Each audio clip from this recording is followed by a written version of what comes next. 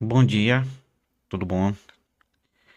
Hoje nós vamos estudar sobre o mito do dilúvio.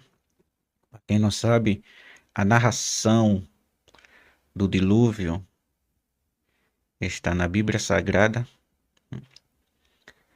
em Gênesis, né? Ou, se você preferir, Bereshit, tá? Fala sobre o dilúvio, que Deus se arrepende de ter feito o homem, a maldade do homem tem se espalhado pela terra e Deus decide destruir o homem e toda a criação. Então, o que Deus decide? Deus decide salvar um homem só e sua família. E homem é esse? Noé, né? Que veio da família, da linhagem de Sete. E nós vamos saber o mito do dilúvio. Por que o mito do dilúvio? Porque existe outro povo, né? Outra cultura, muito antes da Bíblia, muito antes da narração do dilúvio, eles já falaram de um dilúvio. Muitos estudiosos acadêmicos, eles veem um paje, né, da Bíblia nessa história. Muitos vão dizer assim que foi esse povo que copiou a Bíblia, inventou, mas não tem como dizer isso, né? Essa acusação ou essa informação vem abaixo, porque é um povo que existiu, é a primeira civilização, tá? Ela existiu antes do povo de Israel, antes do povo hebreu, antes de Noé, antes de Moisés, tá? Então não tem como eles ter copiado o livro da Bíblia se a Bíblia ainda nem existia e nem as escrituras existiam. Eu estou falando do povo sumério e arcadiano, tá?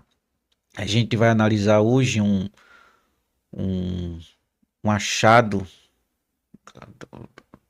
um mito também, um mito do dilúvio que eles escreveram de Gilgamesh, tá?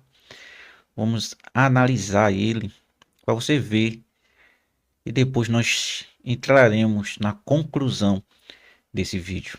Lembrando que você que entrou aqui para assistir, né? Muito obrigado. Sua presença aqui é muito importante para mim, tá? E não se esqueça de deixar o seu like, tá? De se inscrever no canal, de compartilhar, para que a gente possa crescer no YouTube e levar mais conhecimento para você, tá? E tem interesse de aprender mais, tá certo? Então, vamos dar início nesta manhã, né? Nesse dia de hoje, no seu dia que você está assistindo esse vídeo, mas vamos lá. Aqui está ela.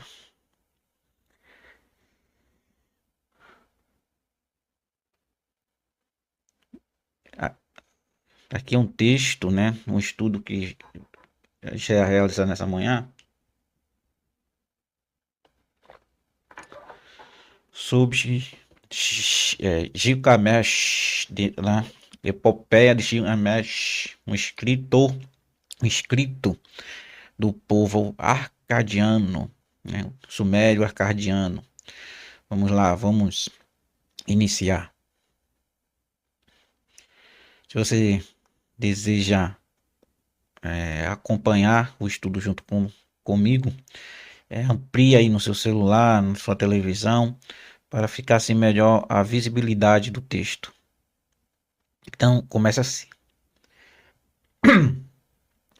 O estudo do dilúvio bíblico e do dilúvio em A Epopeia de Gilgamesh, um texto sumério-acadiano, oferece uma rica oportunidade de comparação entre mitos antigos do Oriente Médio. Ambos os relatos apresentam histórias de grandes inundações que destruíram a humanidade, mas diferem em seus contextos culturais, objetivos literários e interpretações teológicas. Aqui está um resumo acadêmico. Então, o que acontece? O que só muda na história, e você vai ver hoje, só é somente a cultura, era muito diferente, né? Cultura hebreia para a cultura suméria cardiana. A linguagem muda, porque a gente precisa entender, né? Nós precisamos entender o seguinte.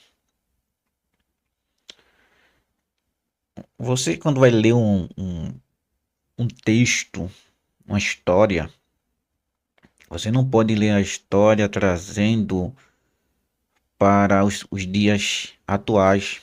Por quê? Porque o tempo que foi escrito era um pensamento diferente, cultura diferente, linguagem diferente. Então, não é correto trazer para os dias de hoje, tá? Não é correto. Ah, eu digo isso porque a gente sempre tem essa mania de fazer isso, principalmente as igrejas, quando vai fazer uma leitura bíblica, né? Eu tô cansado de ter feito isso, porque eu pegava um texto bíblico e trazia para os dias atuais. E errava muito nessa parte de saber que a cultura, né, a linguagem, né, o tempo era muito diferente do que os dias de hoje, tá?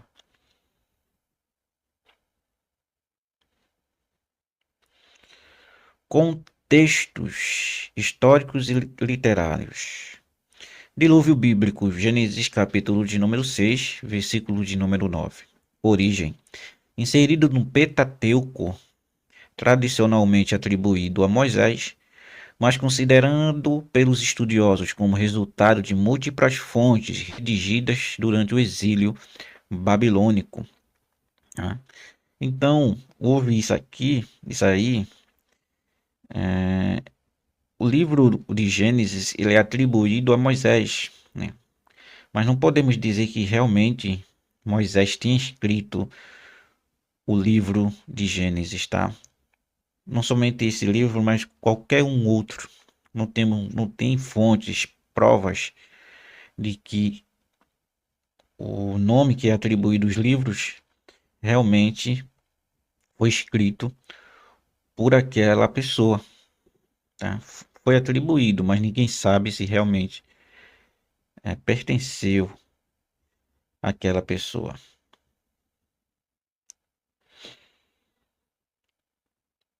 Tá certo? Então vamos lá. Vamos dar continuidade.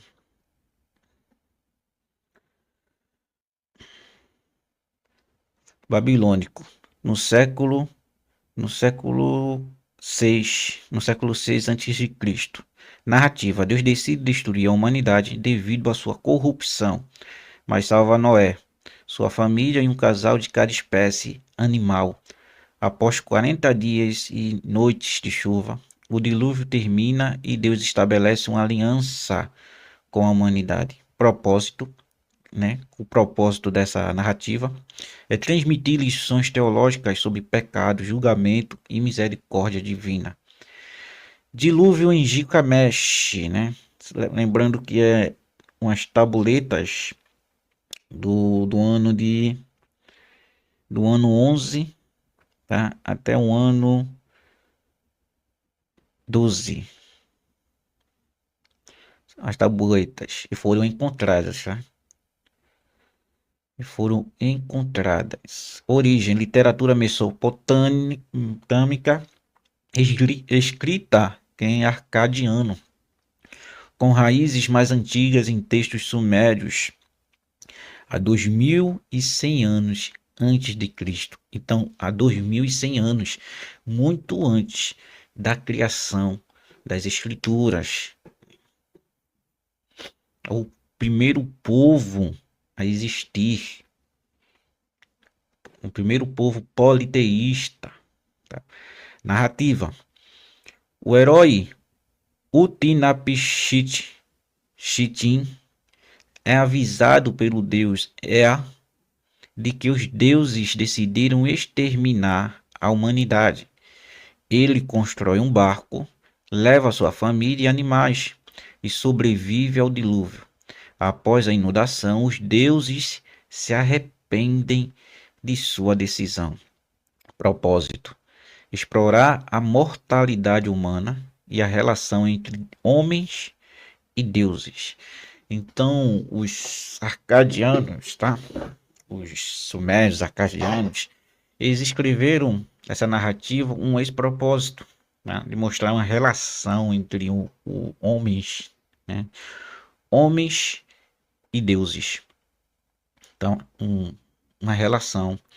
Então você veja como aqui já começa a aparecer, né? Parecer muito idêntico. Muito idêntico. Um homem é escolhido por um deus para construir um barco, um propósito levar sua família e animais. Similaridades entre os relatos. Primeiro, motivação divina. Em ambos, o dilúvio é causado devido ao comportamento humano inadequado, pecado ou barulho e desordem. Segundo, sobrevivência planejada. Um personagem central, Noé ou Utnapishtim, é escolhido para sobreviver devido à sua virtude ou relação com os deuses, tá? Então, assim como na Bíblia, Noé ele foi salvo por causa da sua relação com Deus, porque a terra tinha se corrompido e ele continuou íntegro e correto diante dos caminhos de Deus. O Utnapishtim, ele é escolhido também pelos deuses por causa da sua relação com eles, né? Terceiro, construção de uma embarcação. Em ambos os relatos, o sobrevivente recebe instruções detalhadas sobre como construir um barco para salvar a vida. Assim como Deus deu a Noé todas as instruções de como o barco deveria ser, o tamanho, tudo, todos os detalhes, né, o projeto, assim, também lá na epopeia de Gilgamesh, os deuses dá também a mesma informação, né, ao ser humano, né, ao Utnapishtim. Não sei nem se esse nome está correto, né? Mas vamos lá. Num quarto relato e é similar. Fim da inundação. Ambos incluem sinais que indicam o fim da tempestade, como o envio de pássaros, tá? Então veja só. Em Gênesis, Noé solta um corvo e depois uma pomba. Em Gilgamesh, né? Utnapishtim, ele solta variados pássaros com um mesmo propósito de saber se as águas tinham baixado. Muita semelhança, muita semelhança. Quinta coisa similar, renovação da humanidade. O sobrevivente e sua família tornam-se os fundadores de uma nova era. Então é a mesma coisa, né? A humanidade ela é destruída no dilúvio e através de Noé ou o outro ser humano, eles constroem uma nova era, Aqui no terceiro aqui, ó.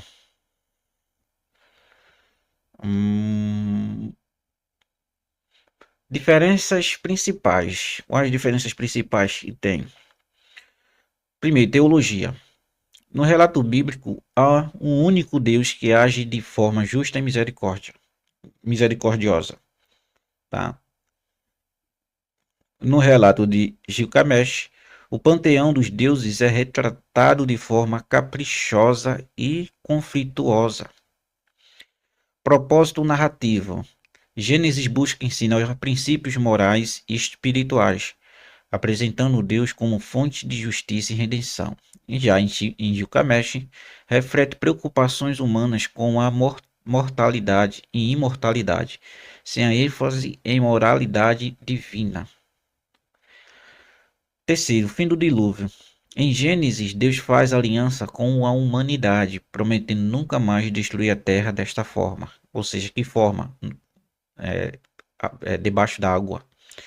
Em Gilgamesh, os deuses oferecem a imortalidade a Utnapishtim como recompensa, mas sem implicações universais para a humanidade. Tá? Então vamos ver aqui, ó.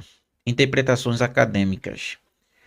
Estudiosos sugerem que o relato bíblico pode ter sido influenciado por tradições mesopotâmicas mais antigas, como a epopeia de Gilgamesh ou a Atrahasis,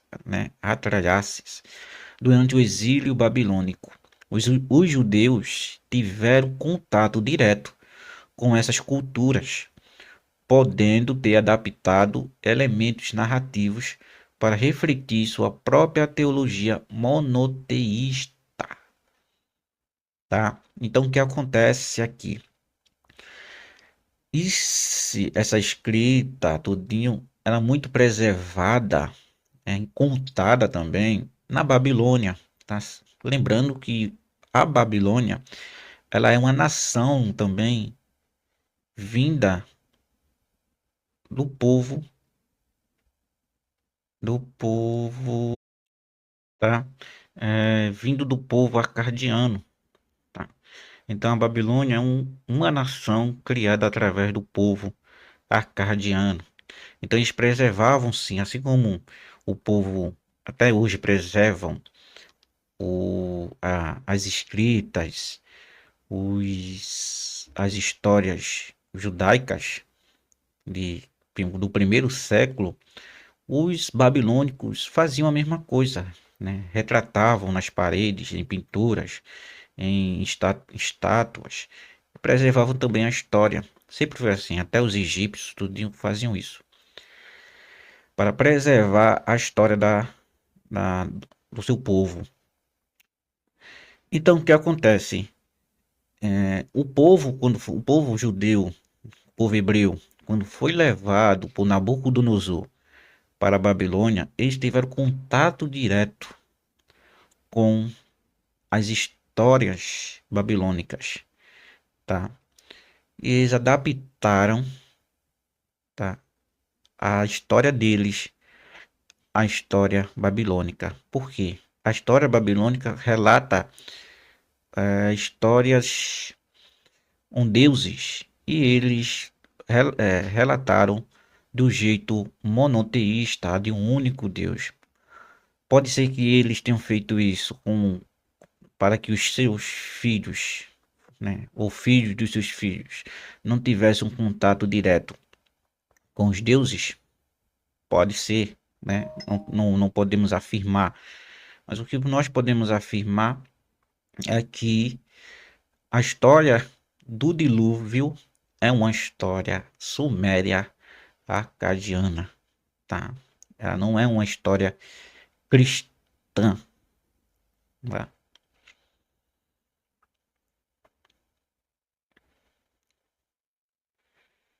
Vamos ver aqui. No entanto, outros argumentam que ambas as histórias podem ter origens independentes em memórias culturais de inundações reais, como as inundações do rio Tigre e Eufrates. Conclusão.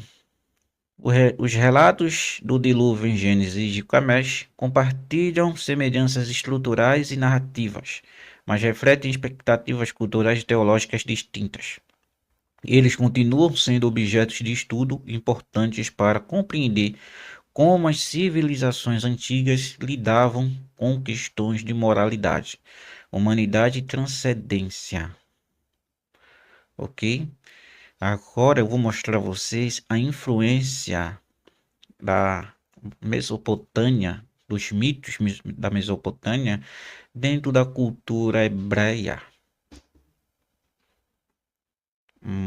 Aqui está.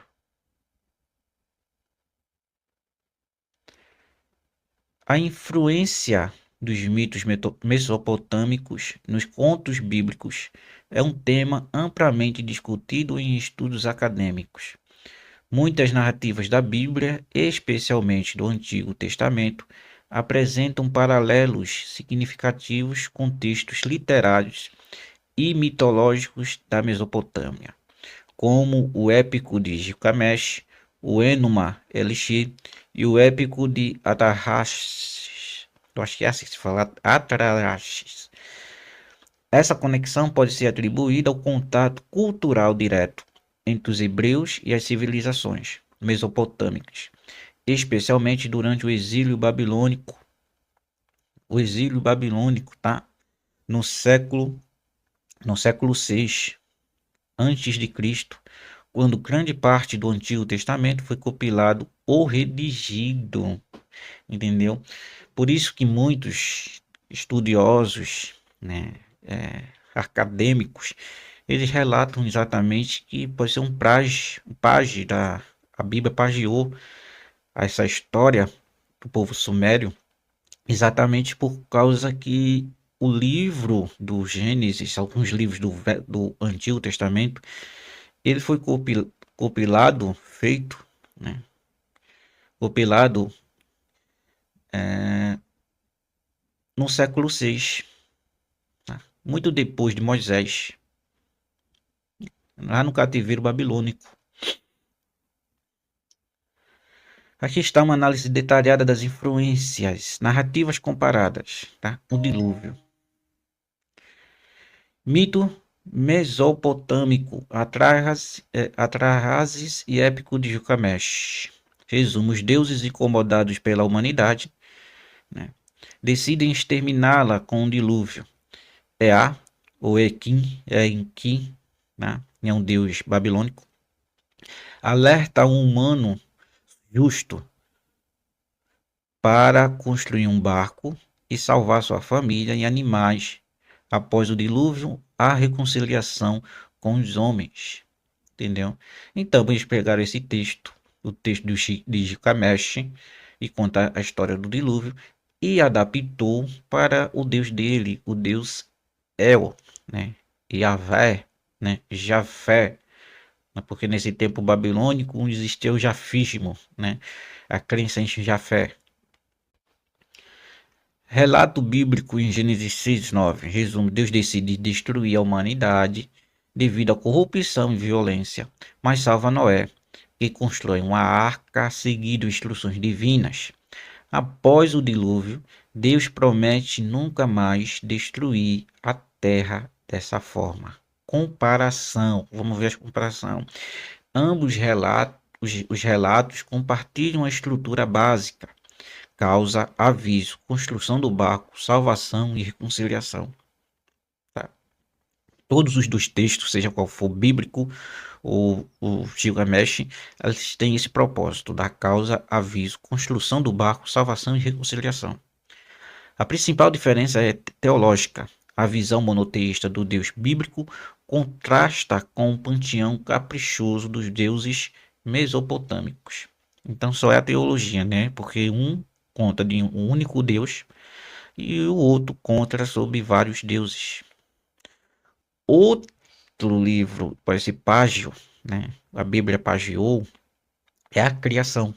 Também é uma história vinda da Babilônia, tá? Os babilônicos acreditavam na criação da humanidade. Veja, mito mesopotâmico, Enuma Elish. Tá? Depois a gente vai estudar sobre isso, com detalhes sobre a criação a criação do mundo. Resumo: o universo surge de um conflito entre os deuses. Marduk derrota Tiamat, divide seu corpo e cria o mundo. Os humanos são criados a partir do sangue de Kingu para servir os deuses. Relato bíblico em Gênesis 1:9. O único Deus cria o mundo em 6 dias de forma ordenada, culminando com a criação dos homens à sua imagem. Comparação. A narrativa bíblica rejeita os elementos de violência e conflito característicos da cosmogonia mesopotâmica, enfatizando um processo pacífico e planejado. Ambos os textos destacam a posição especial da humanidade, embora com propósitos diferentes. Serviço aos deuses na Mesopotâmia versus relacionamento com Deus na Bíblia. Criação do homem, outro mito também que vem da Mesopotâmia, né? Os humanos são moldados a partir de argila. Olha a comparação, veja bem a semelhança, a semelhança como é. Quando a primeira vez eu li esses mitos babilônicos, né, da Suméria acadiana, eu fiquei impressionado a semelhança. Eu também achava a mesma coisa. Foi copiado da Bíblia. Mas depois, quando eu vi a data, que é de 2100 anos antes de Cristo, não tem como, tá? Não tem como, porque quando essas escritas foram feitas, Moisés nem existia. Moisés nem sonhava em nascer, em existir. Já existia essas histórias, tá? O que fizeram? Pegaram, adaptaram essas histórias, tá? Ao Deus único, ao Deus monoteísta, e atribuíram o livro a Moisés, tá? Criação do homem. Resumo: os humanos são moldados a partir de argila misturada com sangue de um deus sacrificado para realizar o trabalho dos deuses. Aqui, a diferença a gente vai ver aqui é que o homem foi moldado com argila. Lá em Gênesis capítulo de número 2, versículo 7, Deus cria o homem a partir do pó da terra. Ele dá vida soprando em suas narinas e fôlego da vida. Olha a comparação. Ambos utilizam o motivo da criação a partir da terra ou argila. A Bíblia apresenta um processo mais humanizado e íntimo, destacando o vínculo entre Deus e a humanidade. Então a única diferença é essa. É que os deuses ele fazem um homem com um propósito de servir alguma coisa. E Deus faz para ter uma relação íntima com o homem.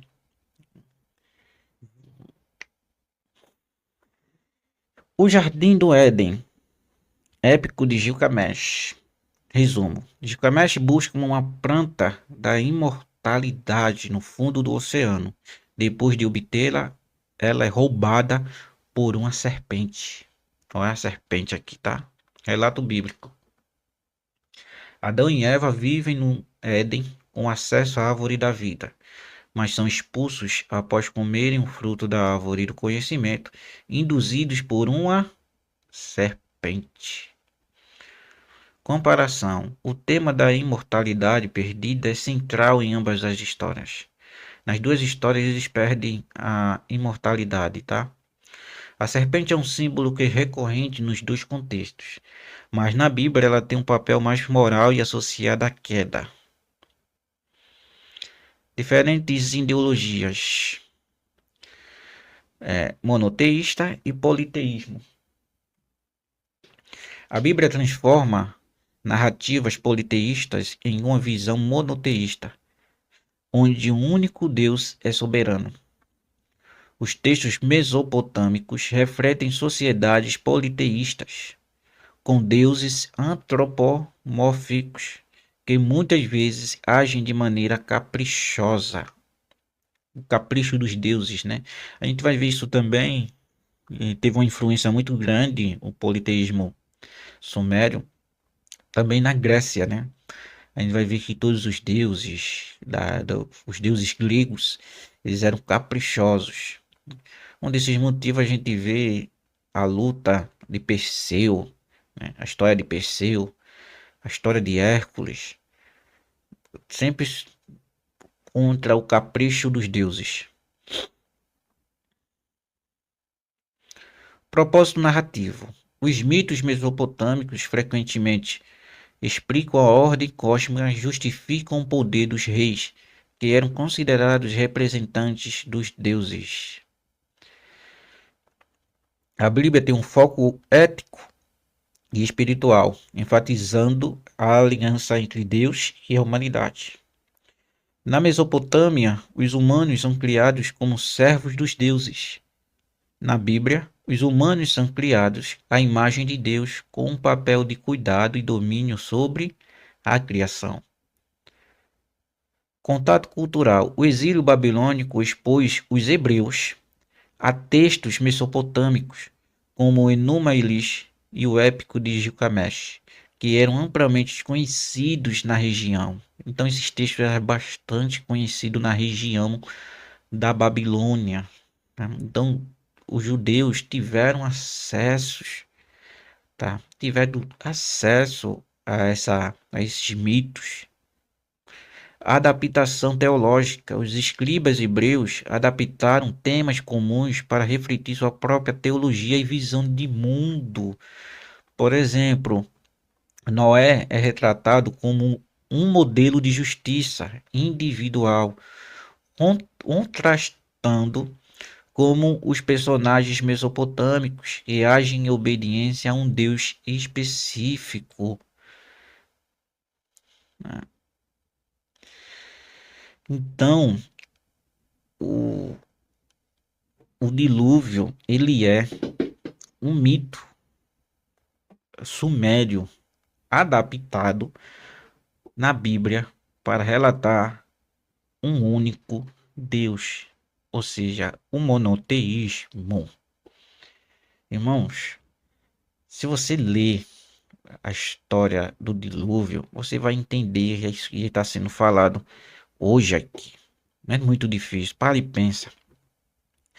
Deus cria uma humanidade, tá? Deus cria uma humanidade. Deixa eu só encher aqui a minha tela. Deus cria uma humanidade. Deus sabia que o mundo seria pecaminoso, porque a palavra diz que ele é onisciente e onipresente, né? Então Deus viu a maldade do ser humano, sabia que o ser humano não ia se consertar de maneira nenhuma, se ele é onisciente, ele sabia. Porque tanto é que depois que ele salva Noé e sua família, o pecado novamente entra no mundo. Então não houve solução de nada, porque durante toda a história, o pecado e a idolatria reinaram no mundo, tá?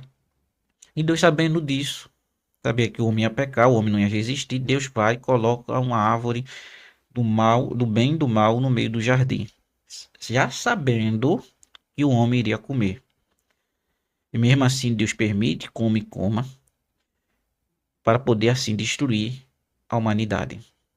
Uma humanidade que por si só a gente não tem culpa do pecado ter entrado no mundo, porque a árvore estava lá, né?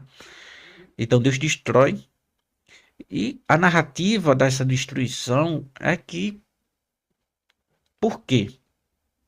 Deus vai escolher um homem diante de milhões de pessoas. Deus escolhe Noé.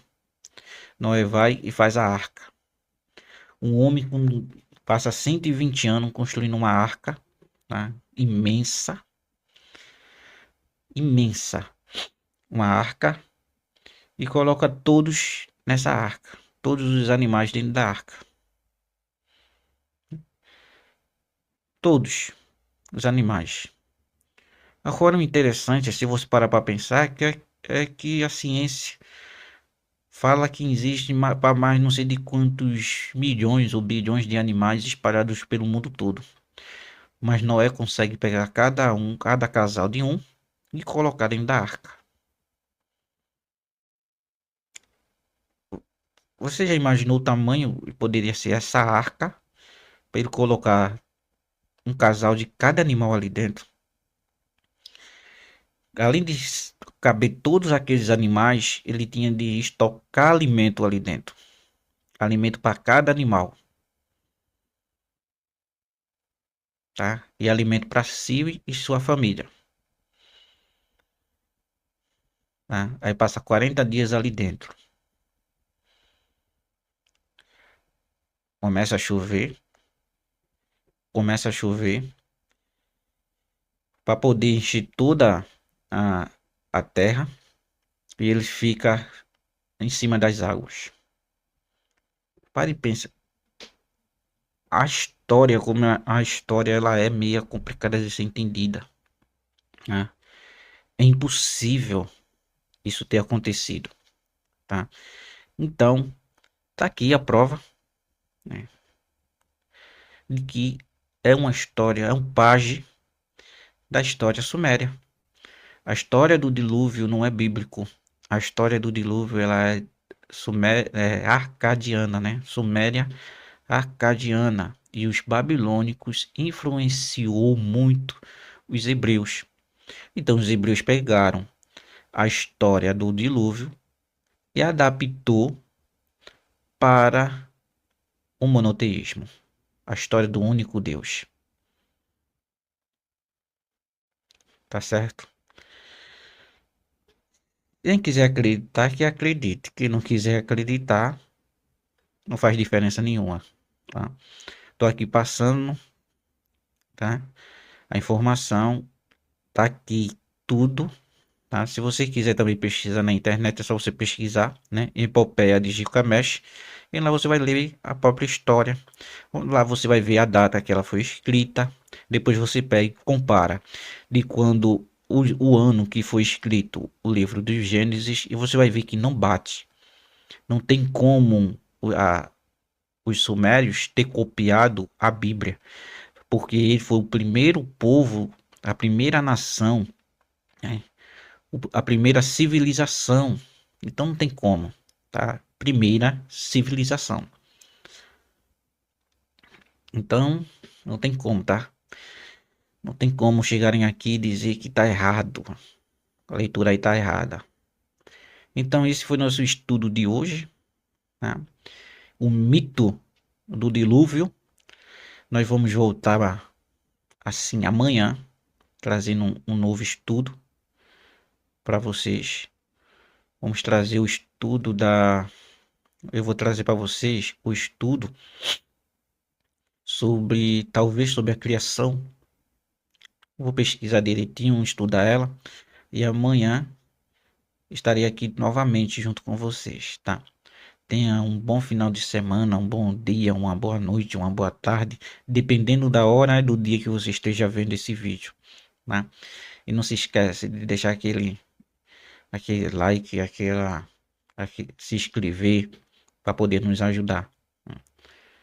Então, fiquem todos na santa paz.